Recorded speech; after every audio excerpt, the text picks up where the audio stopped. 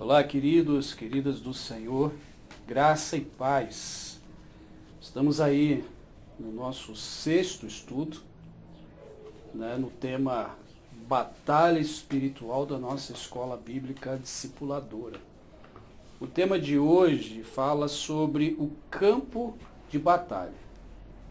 É interessante que o campo de batalha normalmente ele é visto como um local apropriado para que as lutas, as batalhas aconteçam. Hoje nas guerras modernas a gente não vê tanto isso, mas se você já viu em alguns filmes de época, você percebe que alguns campos de batalha normalmente eram planos.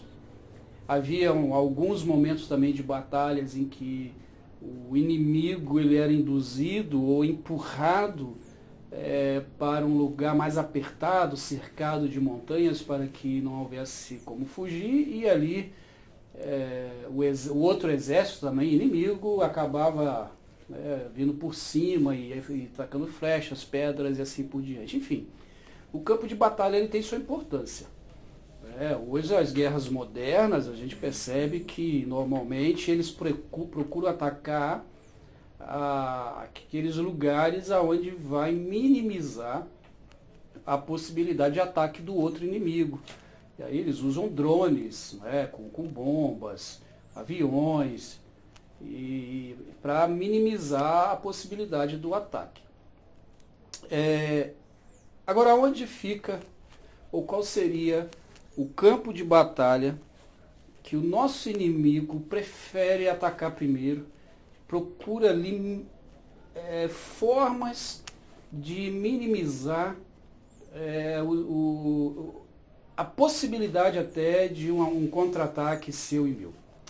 Romanos 12, 2 vai dizer o seguinte: não se amoldem ao padrão deste mundo, mas transformem-se pela renovação da sua mente, para que sejam capazes de experimentar e comprovar a boa, agradável e perfeita vontade de Deus.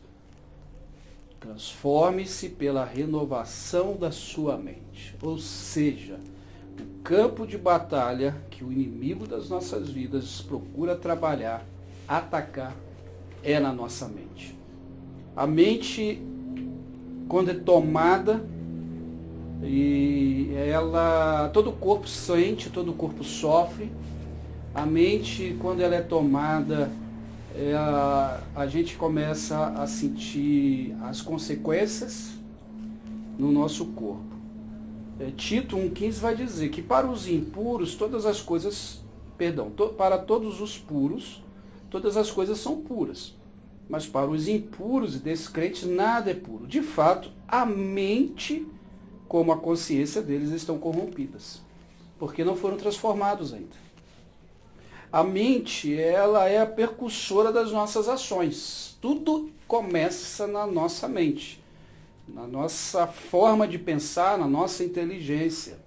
Quer ver? Faz um teste aí. Eu não sei que horário que você está ouvindo esse áudio, mas imagine-se aí, por exemplo, pensa bem aí, se você está no momento da tarde, um café, ou pela manhã, pode ser também pela manhã, um café recém-passado no coador, aquele cheiro ainda está tomando a casa, um pãozinho que está saindo do forno, ou um bolo, sabe, um bolo assim de milho, ou um bolo de cenoura, um bolo bem cheiroso, está acabando de ser feito na sua cozinha, e esse cheiro do café e do bolo está tomando a tua casa. Ou se você está próximo ao horário do almoço, imagine bem aí uma lasanha, ou aquela costela bem temperada no teu forno, e aquele cheiro de carne assada tomando a casa, ou churrasco, churrasco. Aquele cheiro que parece que vai a 4, 5 quarteirões à frente. Sentiu fome? Sentiu sede? Force bem sua mente aí com aquilo que talvez possa ser do seu agrado. Assim funciona, a gente começa a pensar e a gente já imagina. Eu acho interessante que, não sei com você, se você assiste, mas todas as vezes que eu começo a assistir MasterChef, passa-se ali mais ou menos um tempo, vendo aquelas comidas, a gente nem sabe se é boa, se é ruim, mas a gente começa a ver comida e começa a dar uma vontade de comer alguma coisa. A nossa mente, ela é a precursora das nossas ações. Elas trazem gatilhos que podem gerar alguns complexos, fobias. A gente pode estar brigando com as pessoas e às vezes nem sabe por que brigou. Tá? E a gente precisa tomar alguns cuidados, usando a armadura do Senhor para proteger a nossa mente e proteger também de uma possível queda. Então a gente precisa tomar cuidado com pensamentos mentirosos que o inimigo lança sobre a nossa mente. Todos os dias, queridos, nós somos aí bombardeados de mentiras. Mentiras que chegam aos nossos olhos, mentiras que chegam aos nossos ouvidos. E a gente, se não tomar cuidado, nós somos seres extremamente vulneráveis. Temos uma tendência incrível de acreditar em tudo que nos falam e às vezes uma preguiça até de pesquisar e procurar saber se aquilo é ou não verdade. Estamos expostos às mais diversas informações. E essas informações, elas podem ser, na verdade, artimanhas de Satanás para nos derrubar. Diariamente sofremos ataques com falsas notícias, ataques de falsos profetas. A TV hoje, os pregadores na TV, a gente tem que tomar cuidado.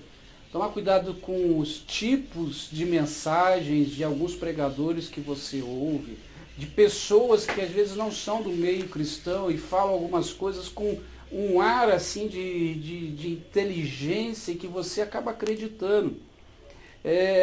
Observe, por exemplo, assuntos que na Bíblia são pecados, são assuntos que vai acabando com a pessoa e assuntos que antes, inclusive, até mesmo no meio da sociedade sem ser cristã, nem ousavam em falar.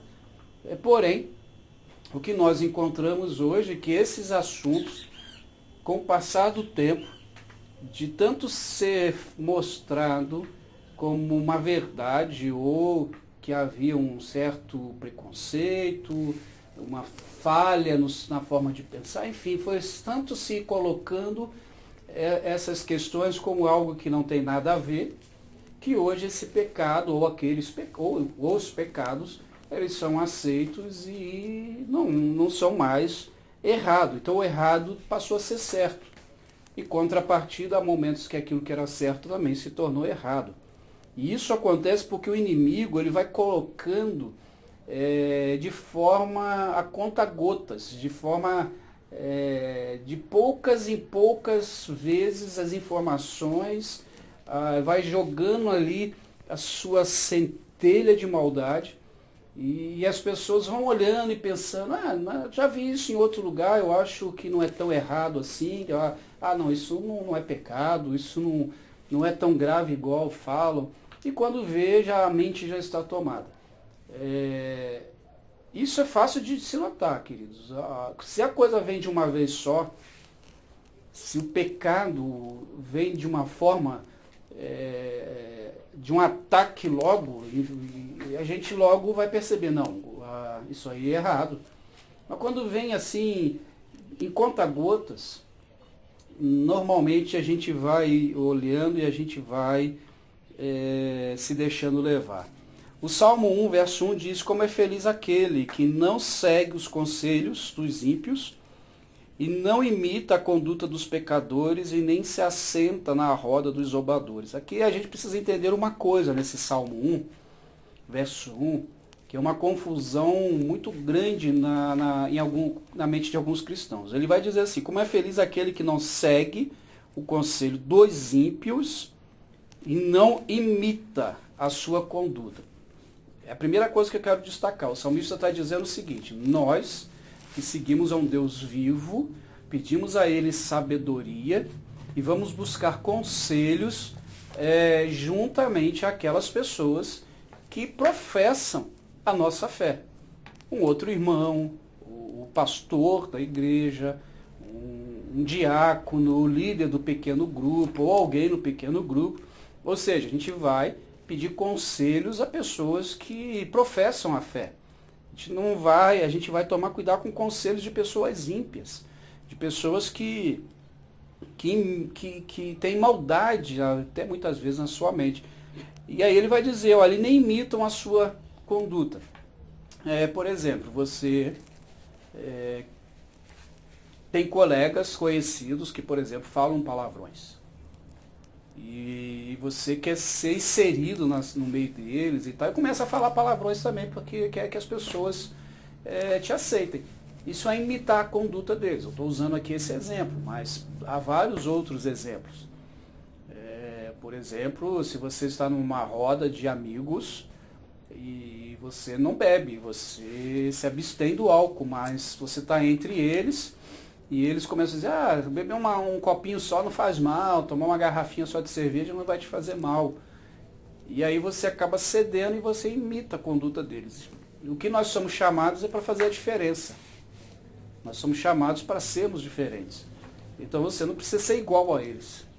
Quando ele diz que não se assenta na roda dos zombadores, é justamente se você está com amigos, com amigas, que não aceitam o seu jeito, a sua fé, acham que você é um bobo, uma boba, e você tem que falar o palavrão, ou você tem que tomar o álcool, você tem que fumar o cigarro, ou seja, se você tem que fazer igual eles, aí sim, é isso que o salmista está dizendo, você não fica junto, faz, se vocês não respeitam a minha fé, se vocês não respeitam a minha forma de pensar, você nem precisa falar da fé, mas a sua forma de ser e de pensar, então vocês não podem ser meus amigos. É isso que ele está dizendo. Ele não está dizendo que depois que nós vamos para a igreja, a gente não pode ter mais amizades de não cristãos. Até porque, se a gente não tiver amizade com pessoas que não são cristãs, como que a gente vai evangelizar? Uma outra questão é que nós também precisamos estar preparados para não sucumbir a essas mentiras. Como eu disse, a nossa mente ela é suscetível aos ruídos diários, às diversas vozes, às coisas que são colocadas. E a gente precisa estar preparado, principalmente com a leitura diária da palavra de Deus, com as orações, participar daquilo que a sua igreja traz como formas de ensino, de preparo, comunhão com outros irmãos. Porque quando o inimigo invade o território, invade a sua mente, ele estabelece ali a cultura, ele estabelece a música, ele estabelece a literatura, a arte, a educação, ele vai estabelecer tudo para que você a cada dia mais a sua mente fique cristalizada e não mais receba as boas novas do Evangelho. Começa ali uma verdadeira devastidão na sua mente de tudo aquilo que se refere a Deus. Por isso que há muitas pessoas hoje que infelizmente não conseguem ouvir e receber a mensagem do Evangelho. A mente delas foi tomada. E aí nesse sentido, o falar já não resolve. Elas vão ter que ver Jesus através das atitudes, das formas de agir dos cristãos. O inimigo da nossa mente, ele lança ali pensamentos fúteis, mesquinhos. Por exemplo, hoje na nossa sociedade, há aí uma fala no meio de muitas pessoas que inclusive saíram das igrejas cristãs, que falam assim, não estou na igreja, mas eu estou com Deus. Eu saí da igreja, mas não saí da presença de Deus. Isso é uma mentira. Até porque, primeiro, é difícil você ter comunhão com a cabeça, que é Cristo, e não ter comunhão com o corpo, que é a igreja.